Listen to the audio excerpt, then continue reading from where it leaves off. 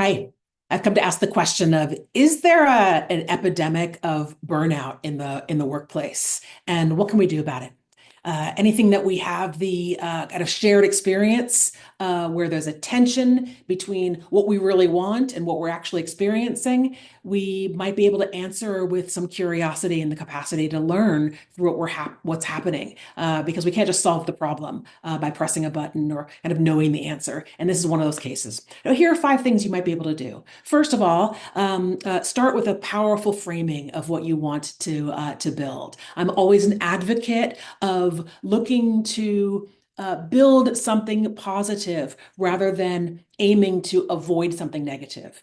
So, in the case of burnout, you might consider language frames that are like supporting sustainable productivity or building conditions of thriving at your company and your context. Number two, get curious and attuned to people's experience of working for you, with you, at your company, in your context. What are the factors that increase or decrease burnout and thriving?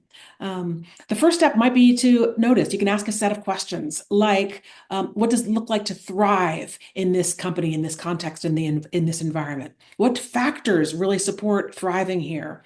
Who thrives and why?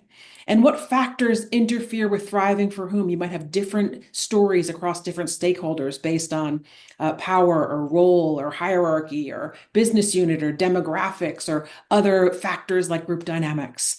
So notice I'm using the language of thriving to be able to really anchor it in the vision. You might use the language of success, but I'm really kind of using the opportunity for curiosity to really do number three, which is to normalize conversations about burnout, about thriving, about engagement. Can you create discussability around your aspiration?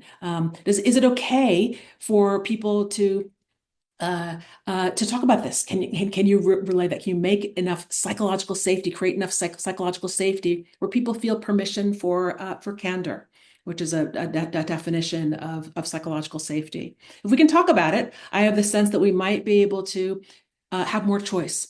So number four, can you cultivate a culture of meaning that reflects a kind of shared sense of purpose?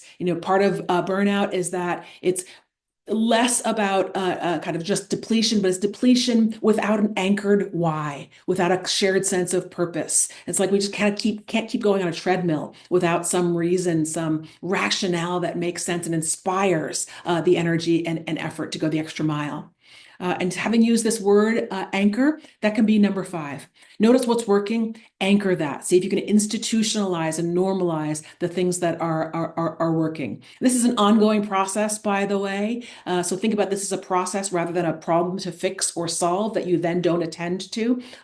So getting out of a kind of reactive cycle of trying to kind of get something annoying to go away and into a more proactive and creative cycle to see if you can actually navigate an ongoing dynamic. It's not like going to the gym once doesn't put you in good shape. Doing something once about burnout might not prevent it permanently, but actually building it as a process that will be an ongoing navigation in your context and culture. Good luck. Glad you're interested. Thanks for listening.